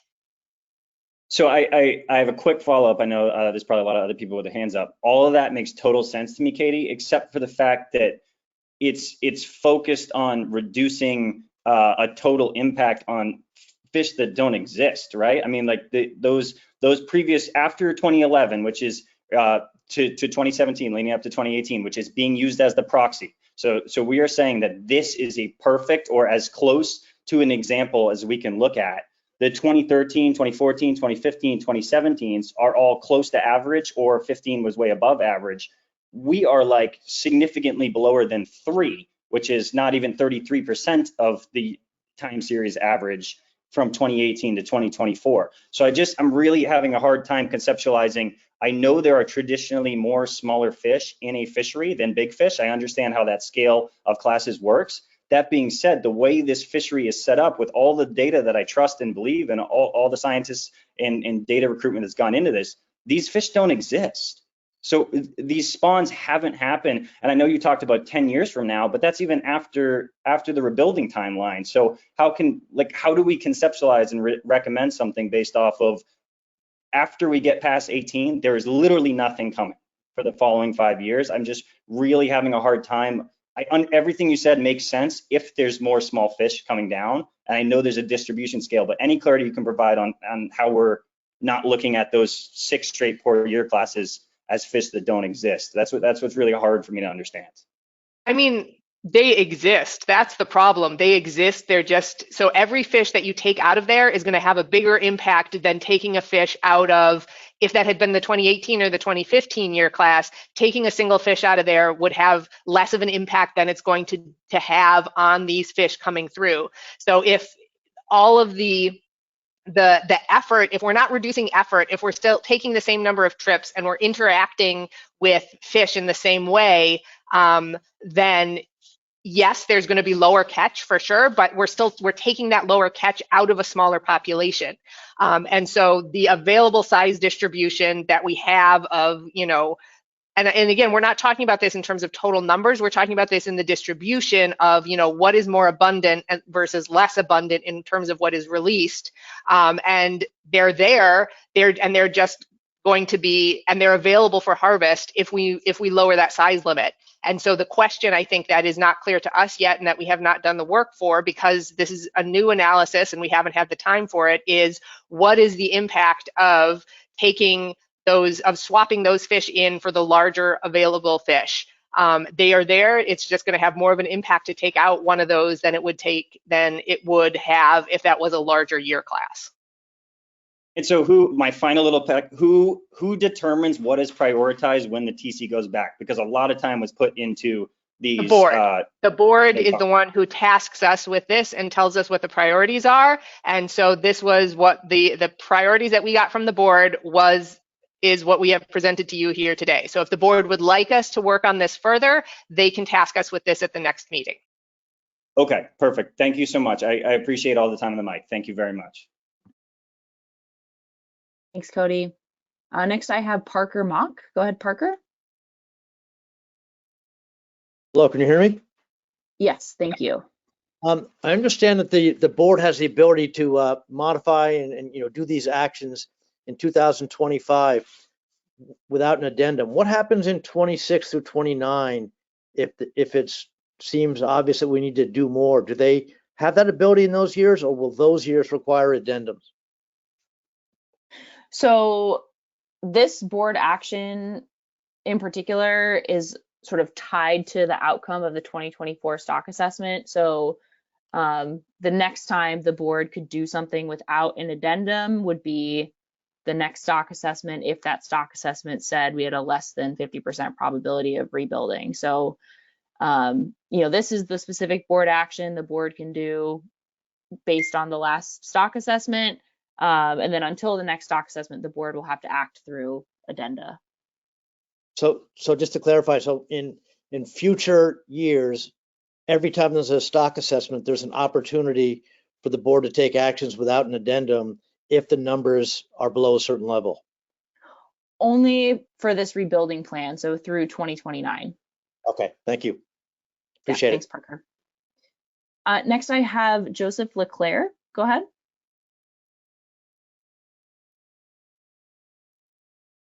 Can you hear me? Yes, thank you.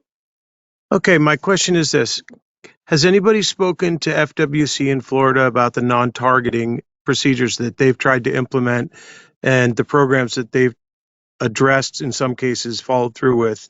And I mean, anybody at FWC? So I know Florida participates on the law enforcement committee through the commission, so I'm not sure if the law enforcement committee has covered this in their discussions. I can find out, but I don't know. Okay, and if there are correspondence, can you publish them? Correspondence, do you mean? With any other states that's already implemented the non-targeting and any other states that have tried to implement the non-targeting, can you publish the correspondence? Can you make us aware of the information that you get? Sure. So yeah, I will talk to the law enforcement committee coordinator to understand if he has any information from Florida.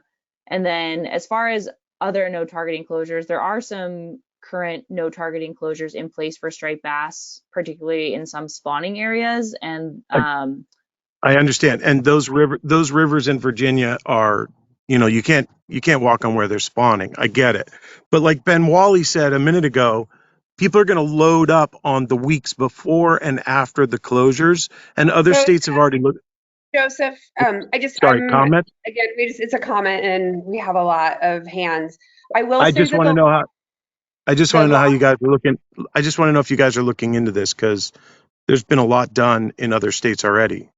Yep, and representatives from the Florida Fish and Wildlife, as Emily said, the law enforcement committee's an analysis or recommendations are posted in meeting materials and previous meetings, as well as their report as available via the YouTubes when they've talked about it from the commission's webpage. So we have all of that as public information already, because it has Okay. been discussed at least, I can remember it at least 3 times. Okay, so you guys are using that historical data? I mean, we're That's all. using, That's all. That's all I There's- wanted to know. yeah. I mean, but they're very current conversations. They've been talking about them this year. Um, I can send you some of the reports from the law enforcement committee about recent conversations about no targeting. so the enforcement is one side of it, but they've contemplated the economic impacts. They've contemplated a lot of different things where the fish are spawning. They've done a bunch of stuff. So it's not just the enforcement. So, I mean, other than the enforcement, that's been the primary discussion point as far as what other states are doing. I don't think the board has talked in great detail about, I think, what you're referring to. Okay. Thank you. Thank you. Next, I have Eric Summers. Go ahead.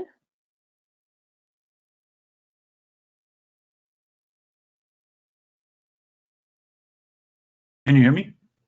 Yes, thank you. Thank you for all of your efforts. So my understanding is that larger fish are much more fecund than smaller fish, way out of proportion to weight. And you know, that's a great rationale for having a slot. But if you really care about fecundity across the population, you need to, I think, look at the weight distribution of the spawning biomass to make decisions effectively. It seems that a big fish is worth keeping no matter who catches it, and understanding what the potential, the breeding potential of the group is depends upon that size distribution. So I wonder, has that ever been collected, and is there any plan to collect it in the future? I'm going to turn to Dr. Drew to see if there's anything in the stock assessment that might be helpful. Sure. We do collect information, obviously, on the catch at age, or what's the age of all of the fish that are being caught, what are the ages of the fish that are being released, and as well as information that we can then extrapolate to how heavy these fish are. We don't really have sort of newer information or more updated information on fecundity, that is the number of eggs that each fish is producing. So we are using weight as kind of a proxy for that. And it's definitely true that you want your population, your spawning population, to have a wide age structure, to have a lot of old fish, because they are more fecund and they're contributing more and better quality eggs to the population. The thing to keep in mind, though, when you're thinking about this, is that the only way that we get big old fish is if they survive to be that old. So we can't just magically make new big fish appear. And the way they survive to be that old is that we minimize the mortality that they experience along their lifespan.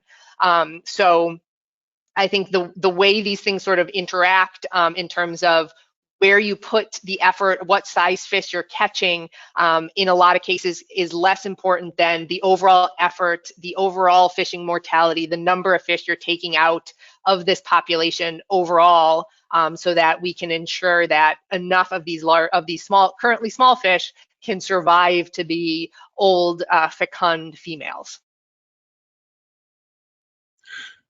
Right. I just wonder if, for the purposes of restoring a population today, whether the largest fish have extra value. That's just something I wonder. Thank you for taking my question. Thanks, Eric. Next, I have Nick Jones. Go ahead, Nick. Emily, thank you guys for a great presentation, and thank you for giving us the podium for asking questions. So my question that has been touched on a bit, but I'm still going to ask it because I would love to hear a definitive answer to my question. In the previous meeting, it was on record that targeting closures were the least enforceable of the 26 different options.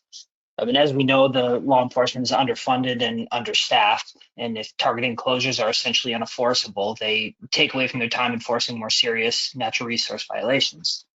Has their position on the enforceability of targeting closures changed since the last meeting?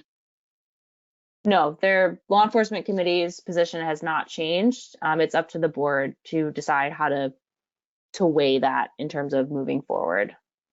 Okay, perfect. So then my follow-up question is, since there seems to be a lot of weight on these non-targeting closures, that information about law enforcement's position is included in the TC's suggestion to the board, and is that being considered by the board? So that the law enforcement recommendations are separate from the TC recommendations. The TC provides the technical calculations and the law enforcement committee provides their input. And the law enforcement committee has provided their input to the board multiple times on no targeting closures. So I think the board has been made well aware of their position. Okay, thank you. Thanks, Nick. Next I have Michael Carroll. Go ahead, Michael. Hi, Mike Carroll here. Just a couple questions, or one. I think the report notes major uncertainty in the projections, which I think is obvious to everyone that, you know, the difference between certain scenarios where it's do nothing versus, you know, make some major changes. And then the report goes further into simulating or presenting different management options. One thing that I wanted to note is those management options have a pretty tremendous impact, economic impact in communities throughout the eastern United States. What has been done for economic impact reports? Basically, the Magnuson-Stevens Act Standard 8 requires that consideration be done for economic impacts of the community. So I'm just wondering what extensive report has been done with those management scenarios to address that and present that to the board and the committee that are making these important decisions. Thanks, Mike, for your question. So as part of the FMPs, there's a section on socioeconomic information, and I believe the last sort of big economic impact study was by Southwick Associates, published in 2019 based on some earlier data. So that's been, you know, included in the FMPs for a couple of years now, but I'm not aware of any other more recent economic impact studies. 2019 study would be completely irrelevant. You had none of this information was forward, and you had no management scenarios to address or to review what that meant for economic impact. So that would be completely irrelevant in this scenario. So I'm just curious, do they plan to do that before they make this big decision?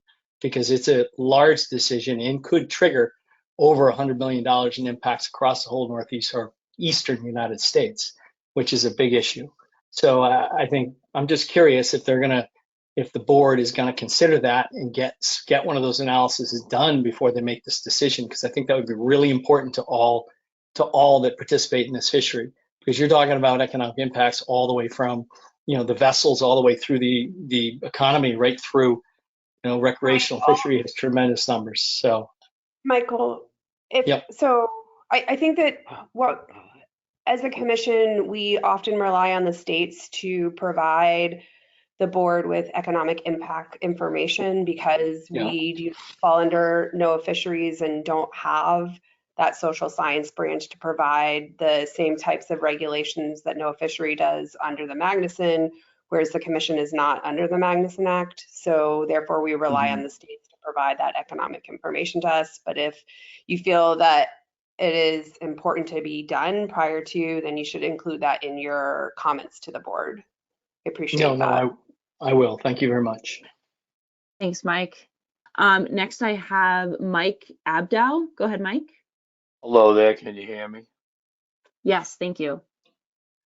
I would like to ask two questions, and I would like to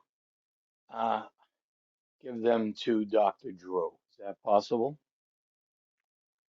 Sure. Okay. I've been fishing for these things for 60 years, and I've been at meetings since 82. Does the Atlantic States Commission, because they know water quality is poor in Chesapeake, do they get involved with any of the people, factories, plants, anything like that, that discharge the waters from their plants into Chesapeake Bay to make them not good habitat for for the eggs and for the larva? That's my first question. No, the commission has no authority to tell to tell anybody who's not a fisherman what to do in terms of their business practices. So we, obviously the individual states that make up the commission have the ability to control that type of legislation, but the commission itself does not have that authority. Okay. So the reason for all the deductions coming is to increase the amount of spawning biomass. But if you have, I'm just using numbers now. Instead of having 100 fish spawning, you have 1,000 fish. But if they're spawning in water quality, that won't allow the eggs to harden and, hatch, and the fingerlings or larva get a chance to make it up to a certain size. You could cut this fishery right off, and it's still not going to do anything to help us. So they don't want to be. Atlantic States doesn't want to be involved, or they can't be involved in anything like that. We don't have the authority to make those kind of regulations. Obviously, we put out, research recommendations and make recommendations about the importance of spawning habitat and protecting, fish habitat areas of concern, et cetera. But we don't have any kind of regulatory authority or power to prevent that kind of industrial runoff. Climate effects, things like that. So, right. Yeah. Okay. My second question. Been a commercial fisherman my whole life, and I'm in the charter business now the last 10 to 15 years as I become a real old man. And if we have to, I'm in Massachusetts on Cape Cod. If we have to be reduced 25 or 30 days out of a 90-day season, maybe a 120-day season, does the board understand what this kind of financial burden they're putting on the charter boats? We would look to the public, you to provide this via public comment, and we would look to the AP and things like that to provide that information to the board. Well, thank you very much. Yeah, thanks. Okay. Thank you, Mike. Next, I have James Bowling. Go ahead, James. Yes, can you hear me? Yes, thank you. Yes, this might be a question that's out of time. Maybe it goes to the board later on. So we're going to talk PFRC. And do you have the slide with the PFRC in Chesapeake Bay options? Yes, so for PRFC can choose for the Chesapeake Bay options to either do the same timing as Virginia or the same timing as Maryland. Okay. So my question, and maybe you can't answer it this time, and I apologize if that's the case, is we have already took a 6-week closure with no targeting. And if this action is taken, do you feel that that's already going to suffice, or are we going to have to take another 14% reduction? Because we've already taken off like 45 days, and the very maximum Maryland is at 47. See. Mm-hmm. So these closures will be on top of any existing closures. Right. We took our closure, and abundance of caution wasn't required to have been taken, but we did that during the hottest time of the year to reduce the amount of dead discards. Yes, and the Chesapeake Bay jurisdictions can discuss, when they would want to do these closures and perhaps keep that in mind, but these closures would be in addition to any closures that are already in place. Thank you. Thank you, James. And thanks for everyone's patience. We only have about 7 more hands, so we're going to try to get to everyone. So next I have Kyle Schaefer. Go ahead. Hey, good evening, everybody. Thank you so much for the great presentation, taking the time tonight. I'll make have a quick question tonight. I'm all for making sacrifices to repair this fishery, but with Maine having such low removals and therefore a much lower impact on the fishery as a whole, combined with the short season, I'm wondering if the board and the TC is taking into account why is this an equitable option to have Maine be required to take the same length of a seasonal closure to that of a state that has an exponentially greater harvest and potentially a longer season. Thanks, Kyle. So yeah, I think, for this analysis, the TC was sort of using the same structure that was used a couple of years ago when the board was considering options for seasonal closures in draft addendum 2, where they were only looking at closures where you're doing the same amount of time for the closure per each region. And I think, as you mentioned, that's one way to look at equity. Another way is you're describing it as, perhaps proportion of the season or something like that. So I think for a future addendum, that is a way the board could proceed. But as far as this addendum or this action, if the board were to move forward, the options are laid out here as is, and the board, could consider equity in terms of how they move forward. Gotcha. Thank you for your time. Thanks, Kyle. Next, I have Patrick Paquette. Go ahead. Hi, Patrick here. Thank you. I had a couple of questions. One, on the, that's the slide I wanted to see. So on that, I'm curious to the analysis of the no targeting versus no harvest and what was behind and went into that analysis. And the way I'll ask the question is, was it a similar analysis to the way, so we have a mixed fishery about the middle of wave 3 in mid-May, bluefish show up. It's a mixed target fishery. Not unlike the analysis done at the commission. We have scup season opens on May 1st and black sea bass opens on May 15th. So we have is that a similar type of analysis that you did? Or did you not consider the second species, being that bluefish and striped bass generally are targeted on the same types of trips here? So I think what we did is for these trips, we basically went through and we looked at the intercept data and looked at what people were reporting that they were targeting.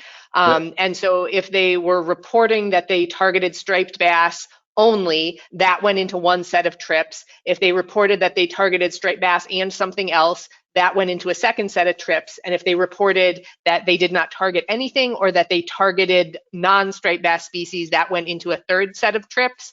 And so trips where that they reported targeting both striped bass and another species, we assume those trips still occur, but that they are using sort of the release rate. We're assuming they're releasing the same number of fish per trip of that sort of mixed trip versus trips that only reported targeting striped bass.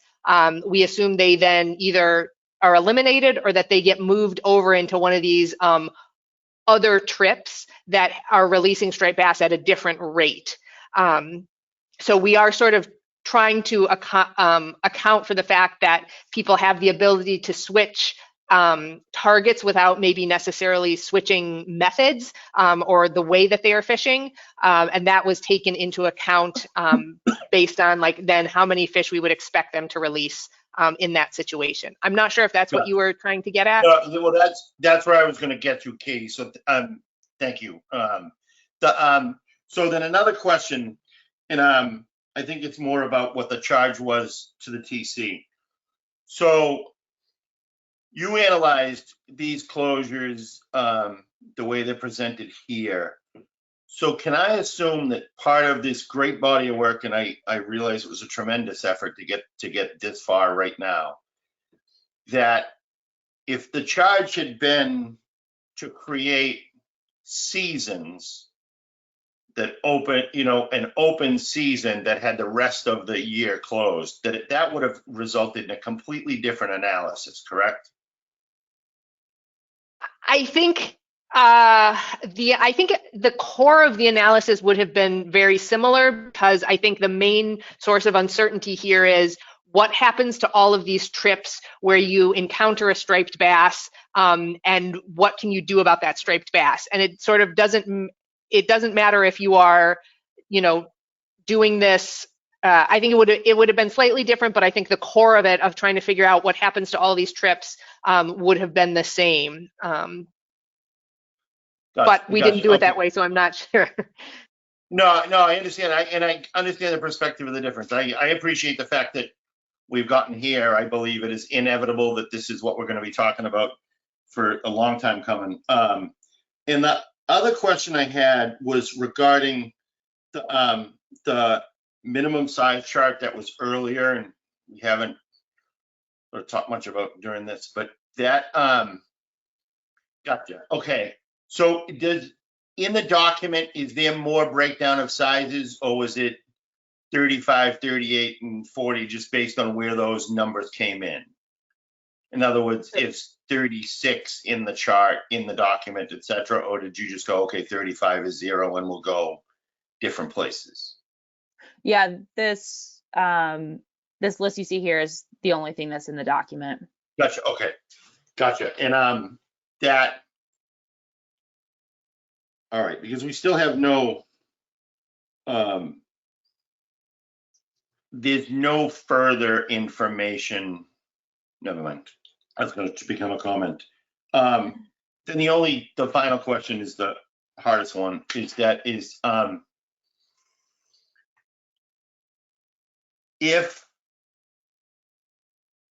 as I'm sorry. Yes, there's the way to ask it. When Dr. Drew, when the TC speaks of,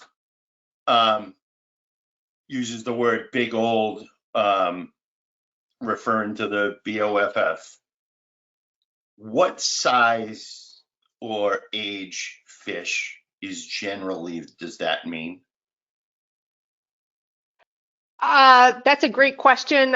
For striped bass, they're basically only fully mature by about age 8 or 9. So I would say, if we're talking, so I would say definitely probably the plus group of like 15 plus would be getting there. And probably, I don't think we have a hard cutoff on that. Bigger is obviously better, but at least 15 plus for this species. Gotcha. I'm framing comments for a group. I'm openly a supporter. I believe that spawning potential and maximum spawning potential is far more important than has been given. I believe that it was maximum spawning potential that fueled the original rebuild of this fishery, and I believe that harvesting a 40-inch fish is much smarter than harvesting a fish that is yet to spawn. Patrick, yeah, I know. I'm sorry. That last bit was if this is a failure sometime between eggs being dropped and recruitment due to mostly environmental conditions or whatever it is, then this entire exercise, it still remains a long shot, right? This is still just about effort, or at least that's the goal right now. It's a question. So I mean, Yeah, go ahead, Emily.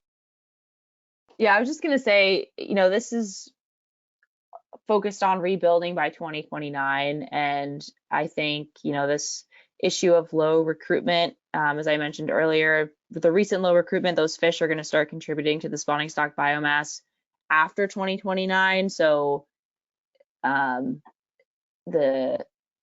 sort of, if we're focused on 2029, here's, some of the options that might help get us there, but that doesn't address the issue of low recruitment in the future.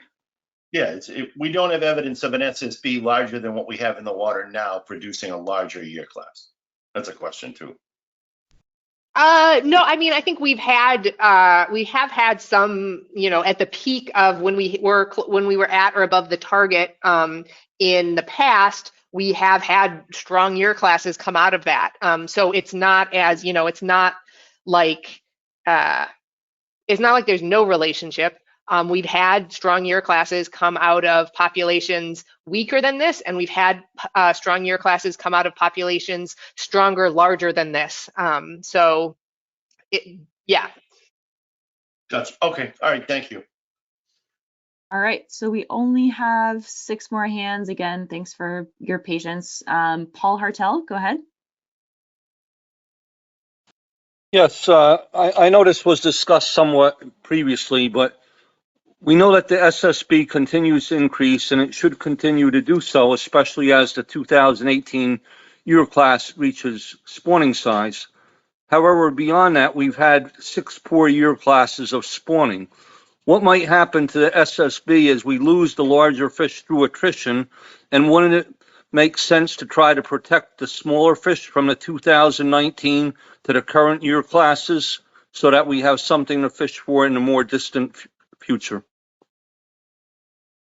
Yes, I think going forward, what will happen to that SSB depends on the total fishing mortality rate that this population experiences into the future. If we fish at a low sustainable rate into the future, we can maintain that SSB even as we have some weaker year classes coming through. But I think the key is, again, that low mortality rate into the future. Compared to where it's been in the past, the stock cannot sustain the levels of F that we have seen in the past with these recent low year classes. So it's just a matter of controlling F and controlling effort into the future. Okay, thank you. Thanks, Paul. Next, I have Andrew Coyne. Go ahead. Sorry, who did you call on? Andrew Coyne. Oh, that's me. Thank you. And yes, so once again, thanks for the presentation. This is probably a simple question. Concerning the slot limits, slot sizes, would it be harmful? And I'm speaking as a recreational fisherman who fishes off the beach, say, or speaking for them. What if, say, the state of Maine, or you came to the conclusion that slot size, say, between 34 and 36 for a year was good? What could just the state of Maine have that as law, or would it be all the way up and down the whole fishery? And so that example I gave, is that a harmful slot size to the fishery? Fish 9-10 years old, and plus I guess I know you don't have the answer to this question, but would it be an issue for people coming to fish, recreationally, that they would have to be able to only keep a fish that big? Is all of that taken into account? I know this is a totally different. I haven't heard much about, just the guy fishing off the beach, but I was wondering if that was possible. I have fished for a long time and seen a lot of different slots, and I don't want to make any comments, but I've been seeing a lot of big fish in Maine, offshore, off the beach. So to your question of could a state do something different, a different slot limit, the FMP allows a state to be more restrictive, but I believe the perhaps the board would have to approve that. You can see here an example on the screen. A 33 to 36 inch slot would achieve a pretty small reduction, only about a 4% reduction. So I guess, theoretically, a state could submit a proposal to do something more restrictive than the FMP, but I think that would require some board discussion on that. Okay. Does that answer your question? Yes, I just was, the question was, I understand the 28 to 31 is to help the whole fishery, and the question is, okay, no, that's good. Thank you. Thanks, Andrew. You're and welcome. I guess just as a reminder, these calculations are done on a coast-wide basis, so we haven't done any of these size limit calculations on a state-specific level. So next I have Peyton Ward. Go ahead. Yes, hi. Can you guys hear me? Yes, thank you. Awesome. Thank you guys again. I appreciate you guys taking the time to answer everybody's questions, and especially mine. Just a quick question. So I know this has been briefly talked about on the, do we think the local law enforcement or law enforcement committee is ready to enforce these different, zones and also the recreational, limits and stuff that the board will come up with?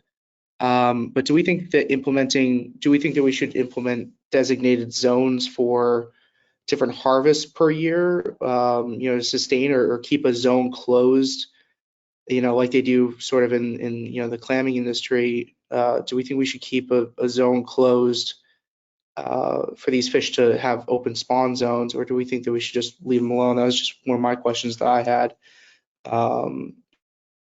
based on looking at the data that you guys provided. Yeah, so I think all states with where striped bass spawn do have specific spawning closures, and those spawning closures have been in place, I think, for decades. So like New York, Maryland, Virginia, Delaware all have certain restrictions in place to protect spawning fish in their states. So I think that's sort of at a state level. Those states with spawning occurring already have some measures in place. Understood. And the second question was, do you think that the law enforcement committee is I don't know if you guys can speak upon this, but do you think they're ready to enforce these zones? I mean, especially due to the fact that, funding and resource wise, just lack of resources, in different zones and different areas. I mean, especially in Maine with its, vast coastline. I mean, do you think law enforcement's ready for it? So I can't speak to that. That would be a question for the law enforcement committee, and I think that would really be a question for each state. Each state has their own law enforcement branch, so that would be a question for them. Totally fair. Thank you guys so much for your time. I really appreciate you guys. Thank you.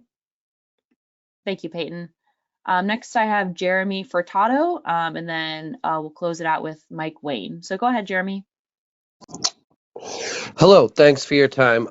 What is your timeline on figuring out all of this, regardless of which direction you go with closures, whatever? What is your timeline for giving us, what we can expect for the season, considering it's almost 2025? So the board is meeting on December 16th.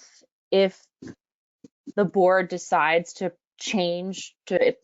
implement some of these measures for 2025, it'll be up to the board to decide by when those measures need to be implemented. So the board could decide on December 16th, okay, we're going to implement X, Y, and Z measures, and they'll have to say, all states must have these measures implemented by X date.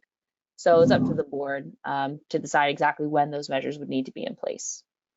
Okay, that was my only question. I mean, just the emphasis on getting it all figured out, and maybe possibly putting a question up there of, on the comments of how many people think this is a great idea, but a little short-sighted in maybe future better planning, more time, as opposed to let's take public comment and then figure it out really quick. You know, it could have been done in September, couldn't it have? Or, I mean, I know I'm getting on the comment section, so I'll save that for the email. But yeah, it kind of has to be figured out sooner than later, or actually thought out and done at a later date. That's basically what I waited to say.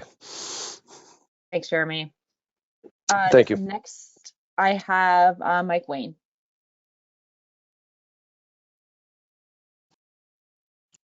Thanks, Emily. Thanks for giving me the opportunity to ask. I don't think this was asked. My question is about the poor recruitment and the incorporation of that projection into the analysis. I'm not sure it was showed, but what I'm confused about is there's all this concern about the poor recruitment. I believe the board requested a scenario to be run that looked at that, the impacts of that poor recruitment. Was that the outcome of that projection similar to the other projections? I'm just not understanding why we're not seeing more of an impact from the low recruitment, especially considering that first poor year class was in 2019. So by 2029, those fish are what, 10 or 11 years old? They got to be fully mature. And so I'm just struggling understanding how those poor year classes aren't showing up more quickly in the projections. Does my question make sense? Yes, so correct. The board did ask for an additional scenario only using 2020 to 2024 recruitment in the projections, and it is in the report. It did only increase the reduction needed slightly. And that's, as you noted, although, that year class in 2019 might be 10 years old, that's only, 1 year class out of a lot of other year classes. So it's really only a small portion of those year classes from 2019 to 2023 that are coming into the spawning stock biomass. So it's still having a pretty small impact at this point. But as time goes on and those 2020 year class, 2021, 2022 continue to mature, they're going to start having more of an impact on SSBs. And I'll turn to Katie for any additional comment. Yeah, so the 2019s are basically, they're already in the model. The model knows about them. It's seen poor recruitment all the way up to 2024 because we have the 2023 young of year data in order to estimate 2024 poor recruitment. So we're only using that lower recruitment value for 25, 26, 27, and 28. And those are basically the oldest they would be maybe half mature at that point. So using lower values for those sort of future year classes, it has a little bit of an effect, but as Emily was saying, it won't really have an impact until we get out and those fish start maturing and start making up more of the SSB. At this point, the recruitment that we've already seen and the poor recruitment we've seen and that's baked in through 2023 young of year values is what's driving the current trajectories. And so, adding a few extra small year classes at the end of that won't be mature or will be only a small proportion mature by 2029 doesn't have a big impact. Thanks, Katie. Thank you. So that was the last hand that I see. I really want to thank everyone for their time tonight and their patience as we got through all of the questions. Just gonna go back here to the last slide.